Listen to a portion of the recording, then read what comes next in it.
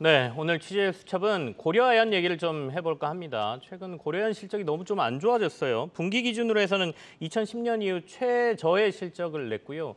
그리고 최근에 광물이나 재련 관련 사업에 대한 시장의 관심이 굉장히 많은데 왜 이렇게 실적이 악화되고 있는지 취재 기자와 함께 얘기를 좀 해보겠습니다. 산업부의 김채연 기자가 나와 있습니다. 어서 오십시오.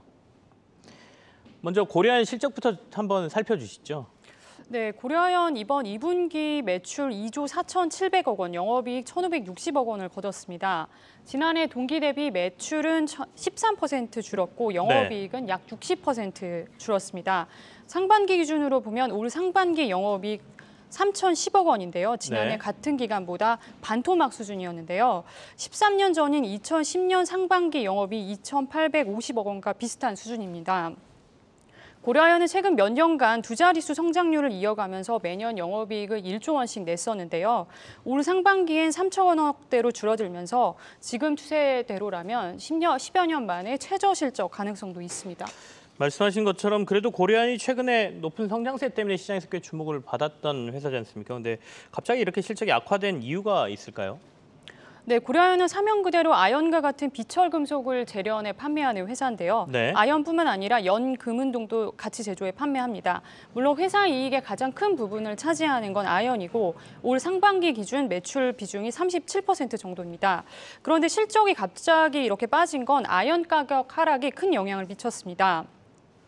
올해 2분기 아연 평균 가격은 2,540억 달러로 지난해 전년 동기보다 35%나 빠졌습니다.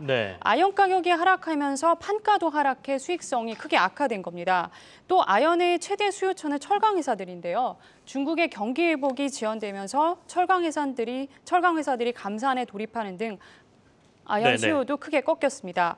여기에 아연 재련 과정에는 전기가 필요한데 지난해 하반기부터 전기료가 크게 오르면서 제조 비용도 크게 증가한 겁니다. 증권가에서는 하반기에도 부진이 이어질 것으로 예상하고 있어서 올해는 조 단위 수준의 이익은 기대하기 어려워 보입니다.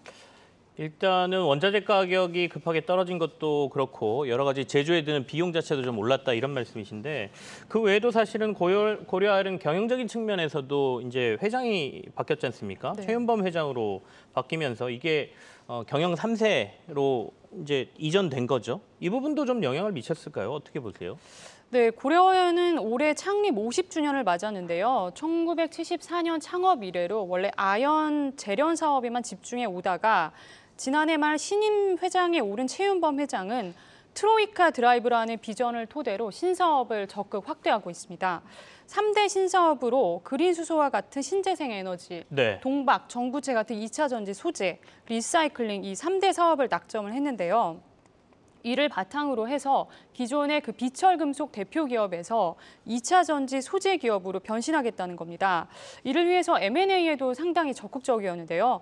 지난해에만 신재생 에너지 기업 에퓨런, 전자 폐기물 업체 이그니오 등 3곳을 인수했습니다.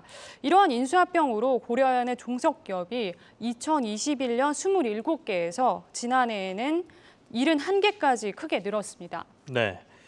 자, 어떻게 보면 신사업을 추진하는 부분이 그렇게 나쁘지는 않아 보입니다. 왜냐하면 미래를 위한 회사에 투자일 테니까요. 근데 문제는 이제 이게 빨리 성과로 나와야 된다는 거 아니겠습니까? 어떻게 보이십니까? 근데 신사업 전부 아직 초기 단계다 보니까 뭐 이렇다 할 실적은 없는 상황입니다.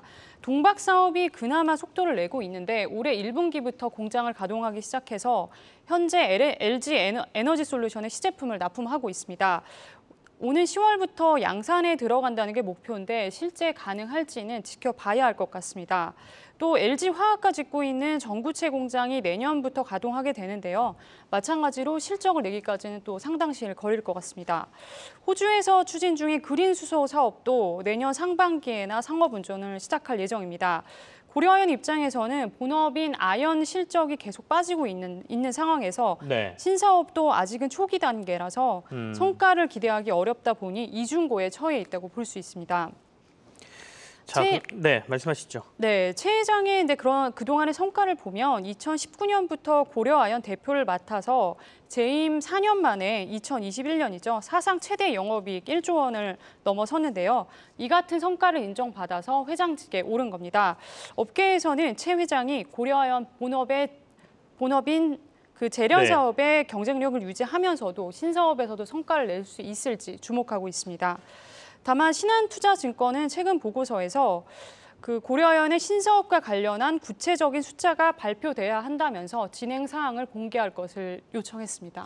자, 이제 회사가 변해가는 과정에서의 어떤 과도기 같은 게 조금 주가에도 나타난다고 볼 수 있는데 고려아연의 주가를 좀 들썩거리게 하는 요소 중에 하나는 또 경영권 분쟁이었단 말이죠. 이건 어떻게 되고 있나요? 네, 고려아연은 74년째 한 지붕 두 가족 형태로 공동 경영을 이어왔는데요. 이 회사의 경영권은 창업주인 고 최기호 일가가 행사하고 있는데 최대 주주는 고 장병희 창업주 일가가 지배하는 좀 다소 특이한 형태입니다.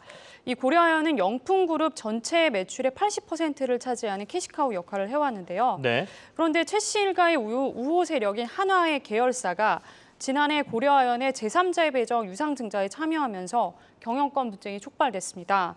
이후 그 장씨, 그 영풍 쪽이죠. 장씨 일가도 고려아연 지분을 추가로 매입하면서 오너 일가 간의 지분 경쟁을 벌인 겁니다. 일각에서는 계열 분리에 대한 가능성도 제기됐었는데요. 올해 정기주총에서 최 회장 측이 영풍정밀의 장영진 공문을 사내이사로 선임하면서 양측 간의 분쟁을 일단 휴전한 상황입니다. 경영권 분쟁 이슈가 확산되면서 주가도 크게 뛰었었는데요. 한때 시총이 11조 원을 넘어섰다가 올해는 다시 9조 원대로 다시 내려앉았습니다. 증권가에서는 앞으로 실적과 신사업 성과에 따라서 주가도 크게 움직일 것으로 보고 있는데 다만 올해 하반기에는 좀 부진할 것이란 예상이 많습니다. 알겠습니다. 최근에 고려아연과 관련된 주변 얘기 그리고 실적 상황까지 저희가 점검해드렸습니다. 산업부의 김채연 기자와 함께했습니다. 고맙습니다.